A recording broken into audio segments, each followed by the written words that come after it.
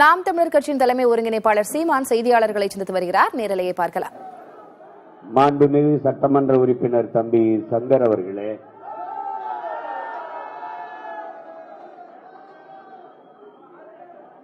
கருத்தை வழங்கி அமர்ந்திருக்கிற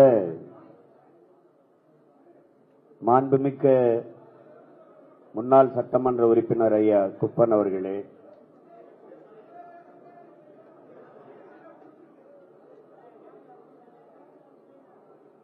அரங்கை நிறைத்து அமர்ந்து நின்று கொண்டிருக்கிற என் உயிர்க்கினிய உறவுகளே, உங்கள் அனைவருக்கும் என்னுடைய அன்பும் வணக்கம்.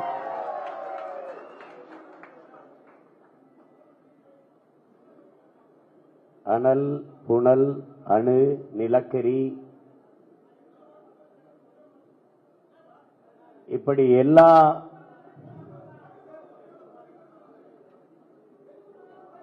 மின் உற்பத்தி திட்டங்களும்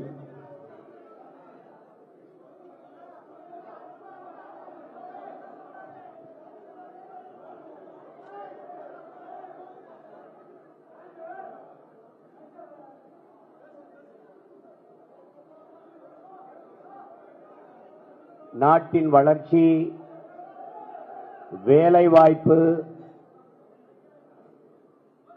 என்று சொல்லித்தான் கொண்டு வரப்பட்டது. ஆனால் ஒவ்வொன்றும் சொல்லப்படுகிற போது வளர்ச்சி, வேலைவாய்ப்பு, வளர்ச்சி, வேலைவாய்ப்பு இந்த வார்த்தைகள்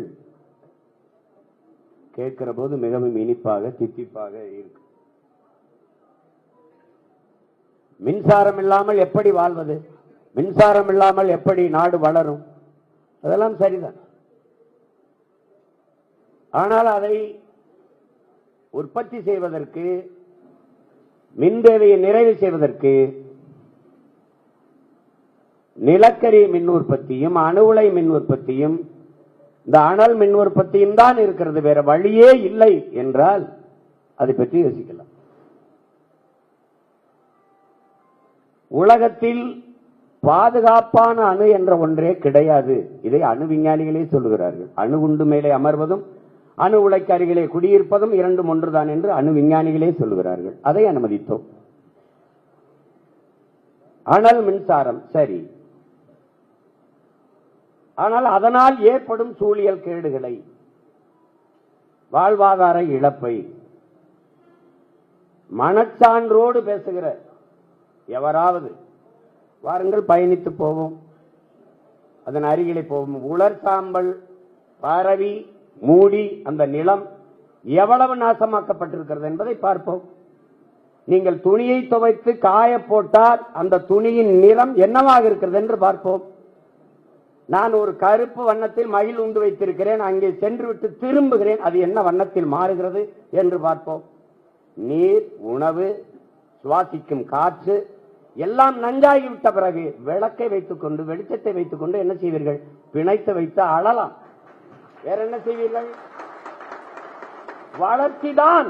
தாயை கொண்டு விட்டு என்ன வளர்ச்சியை நீங்கள் காணப்போகிறீர்கள்? இங்கே கட்டமைப்பதெல்லாம் தாயின் மாறிலே பால் குடிக்கலாம், அது இயற்கை, இயல்பு, யதார்த்தம். மாறை அறுத்து ரத்தம் குடிக்கிற வேலையை வளர்ச்சி வளர்ச்சி வளர்ச்சி என்று கட்டமைப்பதை எப்படி நீங்கள் ஏற்கிறீர்கள்? இதுவே அதிகம் என்றால் இன்னும் பேசுகிற எல்லாருமே சொல்லுகிறார்கள் வேலை வாய்ப்பு, வேலை வாய்ப்பு, வளர்ச்சி. வேலைக்கு என்ன கிடைக்கும்? பல தொழிற்சாலைகள் இங்கு அப்படித்தான் கொண்டு வரப்பட்டது. இந்த நாடெங்கிலுமே எல்லாமே பிடித்தான்.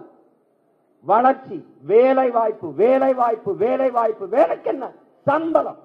சம்பளத்தை வைத்துக் கொண்டு என்ன செய்யலாம்? 3 வேளை பசியாமல் சாப்பிடலாம். சாப்பாடு எங்கிருந்து வரும்? அதுதான் கேள்வி. சாப்பாடு எங்கிருந்து வரும்? குடிக்கிற நீர் விஷமாகி போன பிறகு, உண்கிற உணவு விஷமாகி போன பிறகு, சுவாசிக்கிற காற்று நஞ்சாகி போன பிறகு வாழ்வதப்படி? 100 பேரில் மரணம், 99 பேர் 90 பேர் புற்றுநோய் மரணம். காரணம் என்ன? 3 வயது குழந்தைக்கு புற்றுநோய் வர காரணம் என்ன? மது அருந்தினாலா, புகைத்தாலா, பண்பராக்கு பீடா குட்கா போட்டாலா? இல்லை, தாய்ப்பாலை உண்டால். தாய்ப்பாலில் இருந்து எப்படி புற்றுநோய் பரவியது? தாயின் பால் நஞ்சாகிட்டது. உலகத்திலே கலப்படம் செய்ய முடியாத, விஷமாக்க முடியாத ஒன்று இருந்தால் அது தாயின் பால் தான்.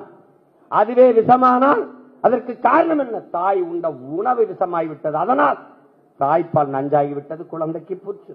வாங்க புற்றுநோய் மருத்துவமனைக்கு போலாம். 3 வயது 2 வயது குழந்தைகள். எண்ணூர் அனல் மின் நிலைய விரிவாக்கத்துக்கு புதிய சுற்றுச்சூழல் அனுமதி பெறுவதற்காக நடைபெறும் கருத்து கேட்பு கூட்டத்தில் சீமான் பேசியிருக்கிறார். பார்த்தோம். அனல் மின் நிலையத்தால் சுற்றுச்சூழல் பாதிக்கப்படும் என்று தனது எதிர்ப்பினை திட்டத்திற்கு பதிவு செய்திருக்கிறார். விவரங்களை பின்வரும் செய்திகளில் பார்க்கலாம்.